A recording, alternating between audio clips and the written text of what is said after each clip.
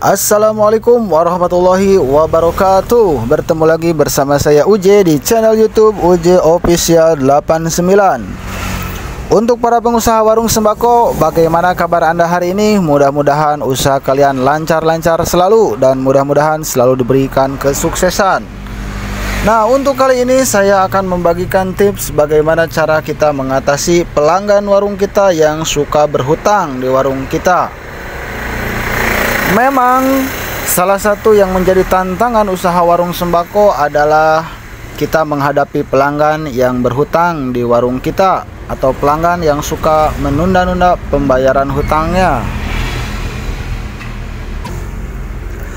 Nah, biasanya orang yang berhutang di warung kita ini terjadi karena faktor kedekatan tetangga atau pelanggan warung yang rumahnya atau lokasi rumahnya itu berdekatan dengan kita, atau juga biasanya faktor kedekatan lainnya sehingga banyak warung yang akhirnya memberikan hutang kepada mereka. Namun dari segi hutang di warung kita ada juga kelebihan dan kekurangannya ya. Tentu saja memberikan hutang kepada orang yang kita kenal ada juga kelebihannya ya. Nah, salah satu yang menjadi kelebihan kita memberikan warung atau kita memberikan hutang kepada pelanggan, biasanya itu salah satunya kelebihannya menjadi daya tarik untuk pelanggan tertentu ya. Yang kedua, biasanya perputaran barang itu tetap terjaga ya. Namun ada juga kekurangannya. Biasanya kita memberikan hutang kepada orang lain itu berpotensi gagal bayar. Tentu saja ketika potensi gagal bayar ini terjadi, maka keuntungan dan modal untuk belanja kembali warung kita menjadi terhambat.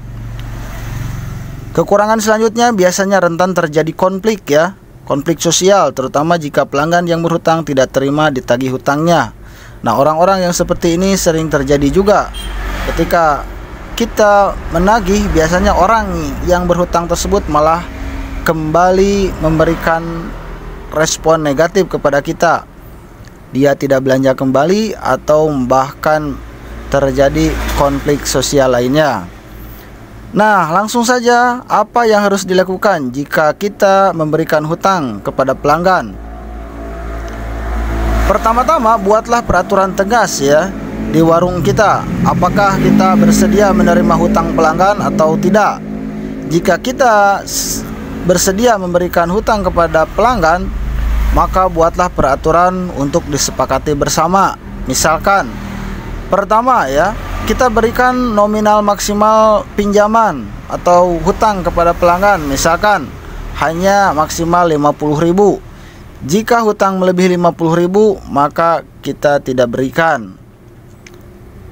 Nah, biasanya orang yang berhutang itu terkadang hanya ketika mereka jumlah bayarnya kurang. Misalkan mereka belanja 50.000 tetapi membawa uang hanya 35.000. Nah, sisanya yang 15.000 biasanya menjadi alasan mereka untuk berhutang. Nanti saja sekalian belanja selanjutnya. Nah, biasanya seperti itu. Namun jika belanjanya itu melebihi harga 50.000 dan terjadi hutang lebih dari 50.000, maka kita harus tegas saat itu juga. Misalkan kita berbicara dengan baik bahwasannya warung ini belanja setiap hari, tentu saja modal dibutuhkan setiap hari. Maka berikan penjelasan kepada mereka hanya memberikan maksimal pinjaman kurang dari 50.000. Nah, yang kedua, berikan batas tempo pembayaran kepada para pelanggan kita yang berhutang. Misalkan ketika pelanggan sedang mengajukan hutang atau kurang pembayarannya, maka berikan tempo hanya misalkan 1 minggu, tidak boleh lebih dari 1 minggu. Nah, ini tujuannya untuk memberikan peringatan tegas supaya perputaran uang kita selalu lancar atau modal kita selalu aman. Nah, yang ketiga, buatlah konsekuensi jika pembayaran melewati batas tempo. Nah, dengan konsekuensi ini kita akan terhindar dari yang namanya gagal bayar. Jika hutang belum dibayar, tidak diberikan hutang kembali. Nah, itu contohnya ya. Jadi kalau mereka misalkan telat bayar atau yang berhutang tersebut membayarnya telat, maka konsekuensinya kita berikan ketegasan tidak akan memberikan hutang kembali. Nah, yang selanjutnya, ketika kita memberikan hutang kepada pelanggan, jangan lupa untuk dicatat oleh kedua belah pihak untuk menghindari hal-hal yang tidak diinginkan. Kita punya catatan buku hutang piutang yang jelas, dan orang yang berhutang juga kita sarankan untuk mencatat supaya mereka tidak lupa, dan tentu saja mereka supaya tepat waktu untuk membayar hutang kepada kita. Nah, yang selanjutnya, barang-barang yang kita beri piutang atau yang boleh kita hutangkan itu tidak sembarangan ya. Contoh, hanya boleh untuk sembako. Nah, biasanya untuk produk rokok ini sangat rentan yang namanya gagal bayar atau rugi kita ya. Pertama, sembako itu variannya banyak ya.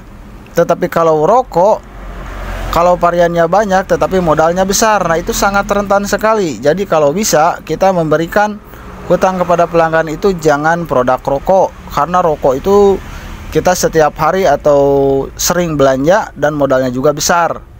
Yang kedua, rokok itu keuntungannya kecil ya, cuma kita punya kelebihan cepat keluar masuknya saja. Nah, itulah tips bagaimana kita mengatasi pelanggan yang suka berhutang kepada kita. Namun perlu juga digarisbawahi, jika warung kita berkomitmen untuk tidak menerima hutang dari pelanggan, itu juga bisa kita lakukan, namun dengan penjelasan dan penyampaian yang tegas kepada para pelanggan kita. Nah, mudah-mudahan tips ini bermanfaat bagi para pengusaha warung sembako dimanapun Anda berada. Sekian dan terima kasih. Wassalamualaikum warahmatullahi wabarakatuh.